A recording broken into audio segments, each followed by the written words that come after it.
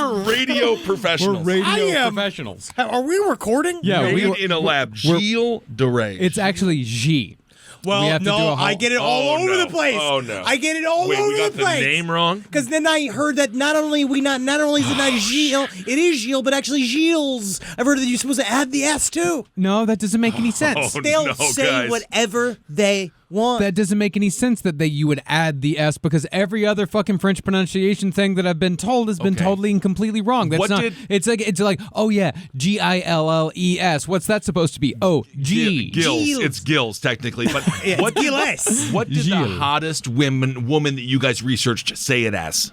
Gilles. Gilles it is. Okay, so we're going as Gilles de Rais. That's the metric. Yeah. I mean, but I really wanted to introduce the audience to the fact that right before we began, Marcus dared to say Wow. that the microphone cover, me, Henry Zabrowski, made in a lab to be a You're really taking that AI-created Men's Health article seriously. All of my memories are not real. They were put inside of my brain by the guy that is the nutritionist for Will Smith. Oh, I can't wait for Universal Soldier 3 podcaster. That's just a man born in a rolly chair. You said that my microphone cover stank. Yes, I don't have anything in my microphone. And, what happened to you? No, it's just it stinks. Oh, good. Uh-huh. Okay, thank you. Now I am. Thank you, Mr. Ryan. What happened? I'm gonna grab another. It smells really bad. What'd you do? It doesn't smell. Sorry. I don't know. I wonder who was using it. There's a gray one right there. I think that's mine. Yeah, I think usually that's Henry's. Yeah. What does it smell like? Spit? Smells like My mouth, the inside of my mouth. the one that Holden uses.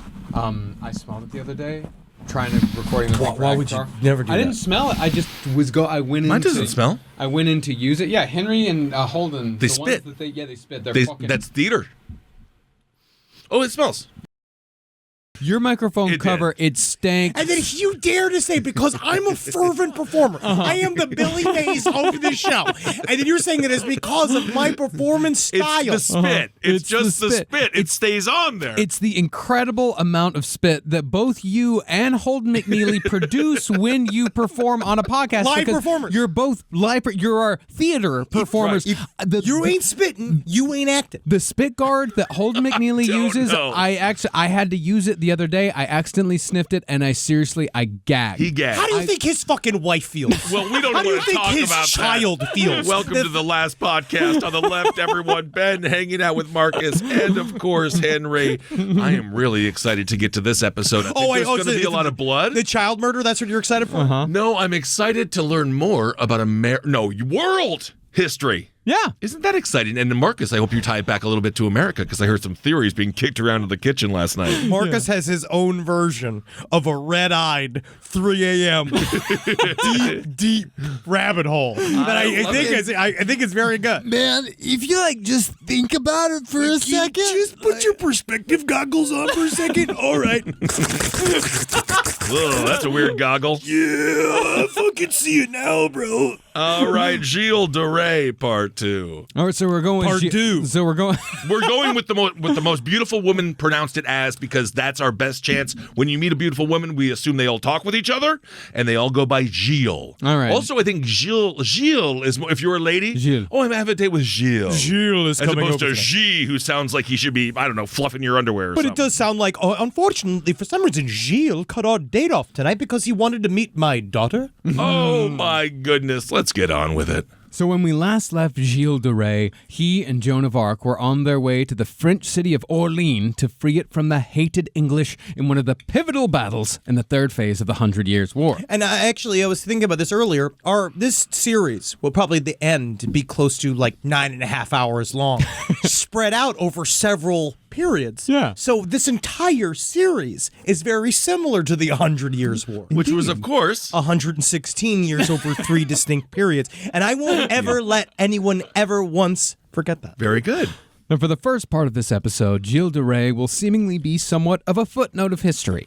But as we shall see, Gilles is a far larger part of the pie than what he's made out to be by certain biographers. Interesting. Wow, shade. Put another way, it is absolutely fascinating to see such an evil human being such as Gilles de Rais playing sidecar to one of the most revered people in history. It's like if John Wayne Gacy had been JFK's chief of staff. It's true, because this episode, as we get to the latter half of this episode, is the John Wayne Gacy portion of Gilles de Rais' life. This is how we compare him, because we've been covering him a little bit.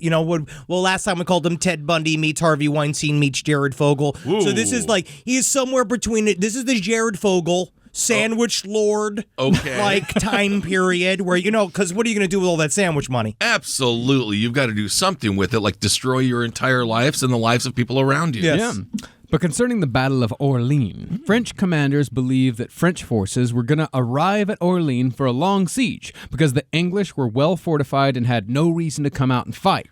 The idea of a siege, however, did not please Joan of Arc. As we're about to see, Joan was a woman of action, for better or for worse, during her short time as a commander in the French army, and that quality would both contribute to her fame and lead to her demise. Do you think that Greta Thunberg might be more... hear me out on this. She might be more effective if she had weaponry. I mean, I think that would probably help. I could see her with a big-ass sword, with a gun. I think if she came to America and acclimated to our gun culture, she would be the number one spokesperson for the NRA, her and Dana Loesch, in like a month. This is what to do, right? Combine, all right? Get controversial. Start of the show, right? Combine love of guns for love of the planet Earth. So we say, we fight pollution with these bullets in a way by taking over various, giant corporate buildings. Greta Thunberg with a pack of her Twitter people who arrive, right? In a January 6th you say style this thing. like it hasn't happened. Yeah, you're saying this like Ted Kaczynski didn't exist. Well, but he didn't really crush Ted it. Kaczynski apologist. He didn't land Henry it. He Zabrowski. didn't land it. If I'm Randy Kraft's number one fan, if I'm Randy Kraft's number one fan, you are Ted Kaczynski's number one fan as well. I'm Ted Kaczynski's. Honestly, I wish I was Ted Kaczynski's editor because he needed someone needed to come in with a red pen. Yeah, that's true.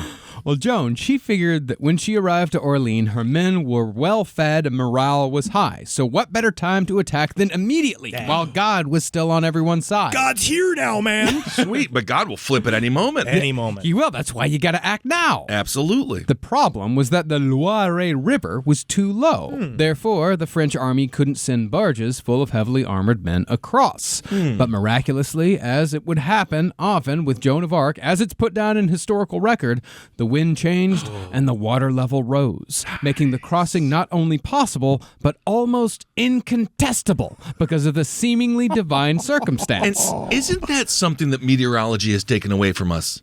Because now we're like, weather patterns, cyclone coming. But before it was just like, that's an act of fucking God. Yeah. And that's so much more fun. But Jeanne de Poussey, as she's known as well, she had a lot of weird, mysterious circumstances, which you'll go play on later on in life when they did the entire fabrication of making her a saint, what all of the lies that everyone had to say to the church to make her a saint. But that was because everyone was mad at her.